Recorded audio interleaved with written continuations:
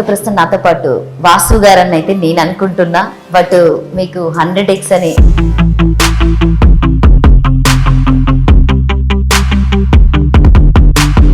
Social మీడియాలో మీ videos అయితే చాలా వరకు ఉన్నాయి, మోటివేషన్ చేయడము.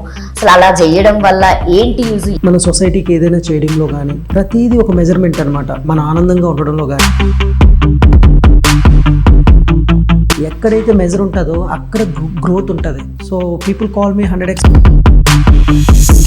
ఇప్పుడు 100x కంటే చెప్పారు, మోడర్న్ అంటే ఇప్పుడున్నటువంటి జనాలకు అట్లా fixed mind set, growth mind set అని 2 ఉంటాయండి. ఈ యొక్క ఫిక్స్డ్ మైండ్ సెట్ నుంచి ఈ మోడర్న్ మైండ్ సెట్కి రావాలి. అంటే నేనేమీ చేయలేను. ఒకవేళ ఇలాంటివి నేను చెప్పాను అనుకోండి, టు బీ ఫ్రాంక్, ప్రజలకి రుచికరమైన వర్డ్స్ కాదు, ఇలా స్కిప్ చేసేస్తారు. ఇది కష్టపడమంటున్నాడు, పని చేయమంటున్నాడు, ఇది కాదు. మాకు సింపుల్ రెమెడీ. హాయ్ హలో నమస్తే, నేను మీ anchor Lavya. Welcome to social post. So ప్రస్తుతం నాతో పాటు వాసు గారని అయితే నేను అనుకుంటున్నా, బట్ మీకు 100x అని ఎందుకు పెట్టుకున్నారు, ఎలా వచ్చింది? బట్ దాదాపుగా సోషల్ మీడియాలో మీ వీడియోస్ అయితే చాలా వరకు ఉన్నాయి, మోటివేషన్ చేయడము. అసలు అలా చేయడం వల్ల ఏంటి యూజ్, ఎందుకు దాన్నే ఎంచుకున్నారు అనేది పక్కన పెడితే వాసుకి ఎందుకు 100x అనేది యాడ్ చేశారు, ఫస్ట్ నాకు అది చెప్పండి. ఏం లేదండి, నేను ఒక సిద్ధాంతాన్ని నమ్ముతాను. బేసిక్గా చెప్పాలంటే మనం ఏ పని చేసినా 100 times ఫోకస్ చేయాలి. భగవద్గీతలో చెప్పేది కూడా అయితే కర్మణ్య వాధికారస్తు మా ఫలేసు కదాచన. వర్క్ మీద 100% ఫోకస్ చేయాలి. It's a focus, effort matter. అది నేను బలంగా నమ్ముతా. అండ్ ఇంకోటి ఏంటంటే 100x, మనం ఏదైనా ఒక పని చేసేటప్పుడు చిన్నప్పుడు స్కూల్కి వెళ్ళేటప్పుడు 100కి మార్క్స్ వేస్తుంటారు స్కూల్లో టీచర్స్, 35 45. అలాగే మన లైఫ్లోని, మన ఫ్యామిలీ లైఫ్లో కానీ, మన సక్సెస్లో కానీ, హెల్త్లో కానీ, మన ఇంట్లో రిలేషన్షిప్ కానీ, మన సొసైటీకి ఏదైనా చేయడంలో కానీ ప్రతిదీ ఒక మెజర్మెంట్ అనమాట. మన ఆనందంగా ఉండడంలో కానీ మనం 1 నుంచి 100 వరకు ఎంత పర్సంటేజ్లో ఉన్నాం. ఫర్ ఎగ్జాంపుల్ ఫ్యామిలీ లైఫ్లో చెక్ చేసుకుంటే మనం 100% ఉన్నామా, లేకపోతే 35% ఉన్నామా, లేదు ఫైనాన్షియల్గా 100 ఉన్నామా, లేకపోతే 30 20 ఉన్నామా, అలాగే హెల్త్లో 100 ఉన్నామా, 10 20 ఉన్నామా, అలాగే సొసైటీకి ఏదైనా చేయడంలో ఇలాగ ఒక 7 ఏరియాస్ ఉంటాయండి. వీటన్నిటిని బ్యాలెన్స్ చేయడమే అల్టిమేట్ లైఫ్ అంటారు. వీటన్నిటిని ఎక్కడైతే మిస్ అవుతున్నామో దాన్ని కట్ చేసి దాన్ని పెంచుకొని బ్యాలెన్స్ చేస్తే that is called 100x. So ఎప్పుడు నాకు ట్రిగర్ చేస్తూ ఉంటుంది. ఫర్ ఎగ్జాంపుల్, నేను ఫైనాన్షియల్గా డల్గా ఉన్న పొజిషన్ కొన్ని ఉన్నాయి. నా business real estate and construction చేస్తూ ఉంటాను. ఒకసారి లాస్ అయ్యాను, నేను క్రోర్స్లో లాస్ అయ్యాను. అప్పుడు నేను 100x నుంచి 10xకో 5xకో వస్తాను. అప్పుడు మళ్ళీ దాని మీద ఫోకస్ చేస్తాం. ఒకవేళ బిజినెస్లో బిజీ అయ్యి ఫ్యామిలీతో మనం తక్కువ చేస్తున్నాం అనుకోండి, ఏ మంత్కి ఆ మంత్ మనం మెజర్ చేసుకోవాలంటాను. మీరు కార్పొరేట్ కంపెనీస్కి వెళ్ళండి, ఈ మంత్ సేల్స్ ఎలా ఉంది, ఈ మంత్ ప్రొడక్టివిటీ ఎలా ఉంది, మెజర్ చేస్తారుగా 100కి. దాన్ని బట్టి ఇన్సెంటివ్స్ అన్నీ ఉంటాయిగా. మన పర్సనల్ లైఫ్ ఎవరు మెజర్ చేస్తారు? ఎక్కడైతే మెజర్ ఉంటుందో అక్కడ గ్రోత్ ఉంటుంది, అక్కడ గ్రోత్ ఉంటుంది అనమాట. So people call me 100x Vasu and modern mind motivator.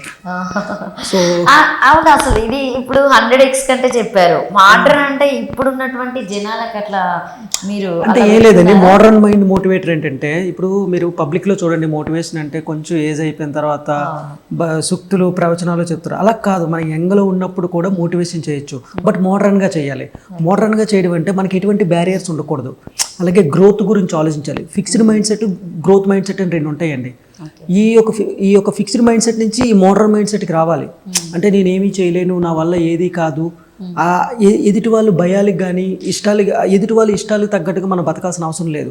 మనకు ప్యాషనే ఉంది. మన ప్యాషన్ మనం వెతుక్కొని మనం అందులో బతకాలి. That is called modern mind set అనమాట. ఇందులో ఎటువంటి బ్యారియర్స్ పెట్టుకోవాల్సిన అవసరం లేదు. నీ టాలెంట్ నువ్వు పెంచుకొని నీకు నచ్చిన విధంగా ఉండొచ్చు. బట్ ఏంటంటే, నువ్వు సొసైటీకి ఏమీ హాని కలిగించకూడదు, నీ యొక్క ఫ్యామిలీకి కూడా హాని కలిగించకూడదు. నీ ప్యాషన్ పట్టుకొని ఉండొచ్చు.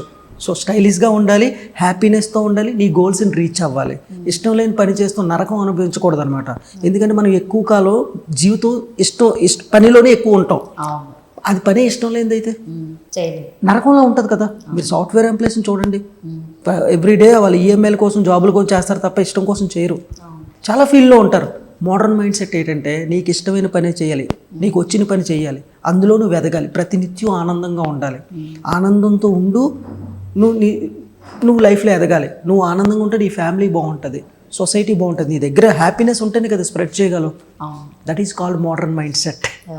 ఎవరి కోసం బతకడం కాదు, ముందు నీ కోసం నువ్వు బతుకు, తర్వాత సొసైటీకి ఉపయోగపడు, ఫ్యామిలీకి ఉపయోగపడు. నువ్వే నరకం అనుభవిస్తున్నావు అనుకోండి. ఫర్ ఎగ్జాంపుల్ మీకు నచ్చలేని పని చేస్తున్నారు, రోజు తిట్టుకుంటారు, ఈ పని శాలరీ వచ్చినప్పుడే హ్యాపీగా ఉంటారు, ఎందుకు అంత బాధపడ్డావు? ఎందుకు ఆ పని చేయడం ఎందుకు? సార్ ఈఎంఐలు ఉంటాయి కదా సార్, కమిట్మెంట్స్ ఉంటాయి కదా సార్ అంటారు. దానికి నేను మోడర్న్ మైండ్ సెట్లో ఏం చెప్తానంటే, నీకు ఇష్టమైన పని చేస్తూ, నీకు ఇష్టం లేని పని చేస్తూ, ఇష్టమైన పని రోజుకు 2 గంటలు చేయి. కొంచెం సోషల్ మీడియా అన్నీ ఆపేసి కొన్ని రోజులకు 1 ఇయర్ తర్వాత నీకు ఇష్టమైన పనిలో ఎక్స్పర్ట్ అయిపోతావు, ఆటోమేటిక్గా అందులో షిఫ్ట్ అయిపోవు, అప్పుడు హ్యాపీగా ఉంటావు కదా. సో మోడర్న్ మైండ్ అంటే గ్రోత్ ఉండాలి, growth is a real happiness అనమాట. దానికి 100x ఎఫర్ట్స్ పెట్టాలి. ఓకే, వాసు గారు అంటే మీరు ఏం చదువుకున్నారంటే జాబ్ మీరు ఎందుకు ఇంట్రెస్ట్ చూపెట్టలేదు? నేను హ్యాపీగా 4 బ్యాంకుల్లో జాబులు చేశాను మేడం. నా బ్యాక్గ్రౌండ్ ఏంటంటే, నేను 10th క్లాస్ నుంచి MBA వరకు చదువుకున్నాను, డబుల్ PG చేశాను నేను. అలాగే NLP అనే సైకాలజీ కోర్సులు కొన్ని చేశాను, అందులో మాస్టరీ చేశాను. అంటే ఇందులో ఎలా వచ్చిందంటే, నేను చిన్నప్పటి నుంచి షాపింగ్ మాల్స్ అలాగే పెట్రోల్ బంకులు ఇవన్నీ చేసేటప్పుడు జీవితంలో ఎదగాలి, డబ్బు సంపాదించాలి అనుకునేవాడిని. సో ఆ క్రమంగా నేను మన 10th నుంచి MBA వరకు చిన్న పార్ట్ టైం జాబులు చేస్తూ రెగ్యులర్గా చదివా. మళ్ళీ రెగ్యులర్గా చదివి కాఫీ డేలు ఇవన్నీ చేసి తర్వాత ఈవెంట్ మేనేజ్మెంట్ ఉన్న ఒక బిజినెస్ స్టార్ట్ చేసి తర్వాత రియల్ ఎస్టేట్కి వచ్చాను.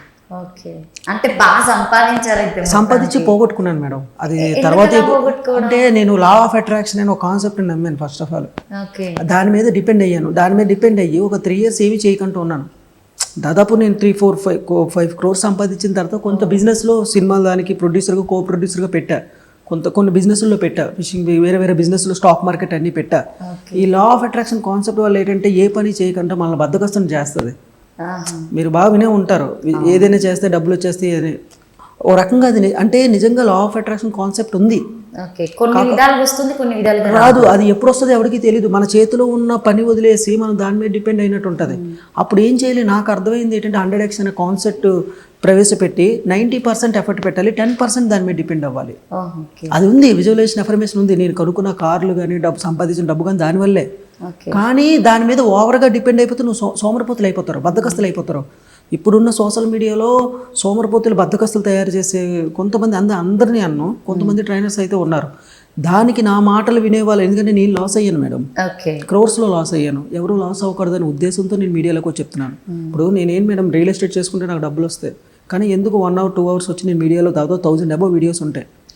సో ఎందుకు చెప్తున్నానంటే, ఎవరు బద్ధకస్తులు అయిపోకూడదు, సోమరిపోతులు అయిపోకూడదు. నేను ఎవరికి వ్యతిరేకం కాదు మేడం, ఎవరైనా రాంగ్ కాన్సెప్ట్ చెప్తే నాకు నచ్చదు అంతే. ఎందుకంటే నేను ఇప్పుడు ఎవడో ఇంట్లో ఉంటాడు, ఎక్స్పీరియన్స్ నేను పోయాను కాబట్టి నేను కూడా లా ఆఫ్ అట్రాక్షన్ టీచ్ చేసేవాడిని. ఇప్పటికి ఎలా టీచ్ చేస్తామంటే, ఎఫర్ట్ మీద 90% టీచ్ చేస్తా, 10% వచ్చి మీరు మీకు నచ్చిన రెమెడీస్ ఏదైనా పాటించుకోండి, బట్ డిపెండ్ అవ్వద్దు అంటాను నేను. ఇప్పుడు మన చేతిలో ఉన్న కంట్రోల్లో ఉన్న పని ఏదో బయట నుంచి సోర్స్ వస్తుందంటే, నువ్వు అప్పటి వరకు స్కూల్ ఈఎంఐలు, పిల్లల ఫీజులు, కారు ఈఎంఐలు ఎవడు కడతాడు? నేను విజువలైజేషన్ చేస్తాను, అఫర్మేషన్ చేస్తాను, నేను రెంట్ తర్వాత కడతానంటే ఒప్పుకుంటారా స్కూల్ పిల్లలు ఈఎంఐలు? So how it is possible? నువ్వు ప్రతిరోజు ఒక పని చేస్తున్నారు అనుకోండి, మీకు కాన్ఫిడెన్స్ వస్తుంది. ఏ పని చేయకపోతే మీకు ఎలా ఉంటుంది మేడం? బద్ధకం కాదు, మీ మీద మీకే డౌట్ వస్తుంది, ఏమి చేయలేమని.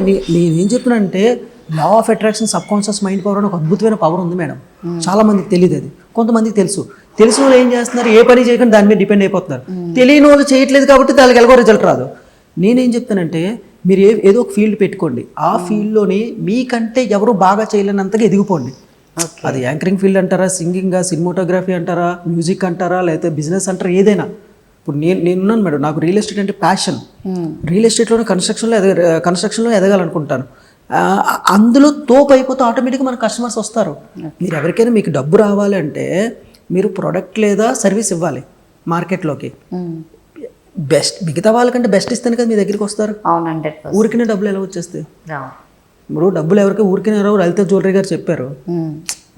ఇప్పుడు పెద్ద స్వామి వివేకానంద, పెద్ద గౌతమ్ బుద్ధుడు, వీళ్ళు ఎవరైనా ఊరికినే డబ్బులు వస్తాయని చెప్పారా? లేదు, చెప్పలేదు. పోనీ మన టాప్ మోస్ట్ సైకాలజిస్టులు కానీ. మరి మిగతా ఈ చిన్న దాంట్లో డబ్బులు ఎలా వచ్చేసంటే ఎలా నమ్మాలనిపిస్తుంది? అంటే ఇది లాజికల్ మైండ్ ఎక్కడో మిస్ అవుతున్నట్టే కదా. ఇక్కడ నేను ఎవరిని ఉద్దేశించి మాట్లాడట్లేదు మేడం, లాజికల్గా థింక్ చేయమంటున్నాను, ప్రాక్టికల్గా థింక్ చేయమని, విజ్ఞానం అనేది పంచాలనుకుంటున్నాను.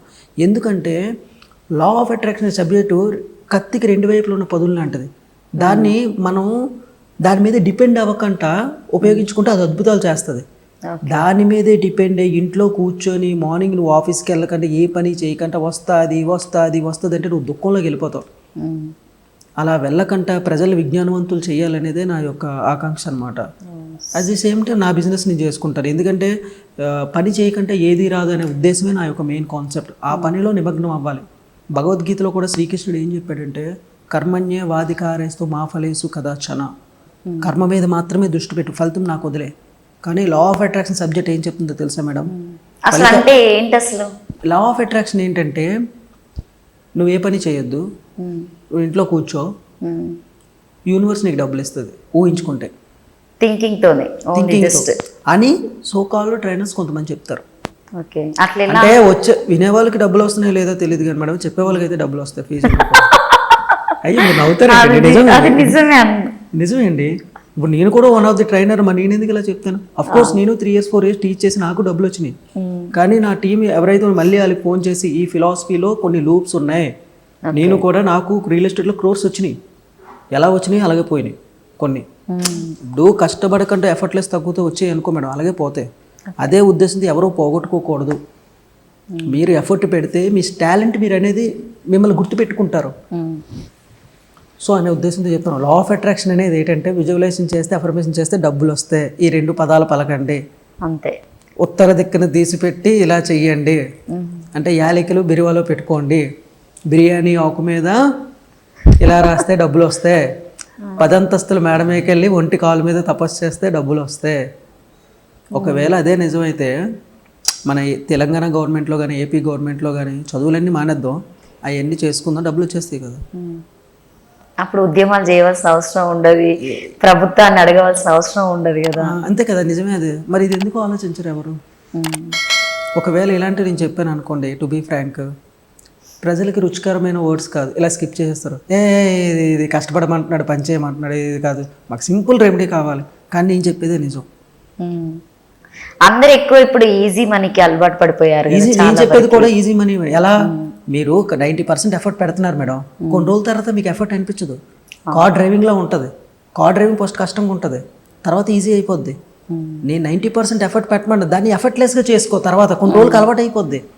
లా ఆఫ్ అట్రాక్షన్ అప్పుడు నీకు హెల్ప్ చేస్తుంది. లా ఆఫ్ అట్రాక్షన్ ఏం కోరుకుంటుందంటే నువ్వు పని చేస్తే నేను నీకు హెల్ప్ చేస్తాను. Universe love action, law of attraction love action.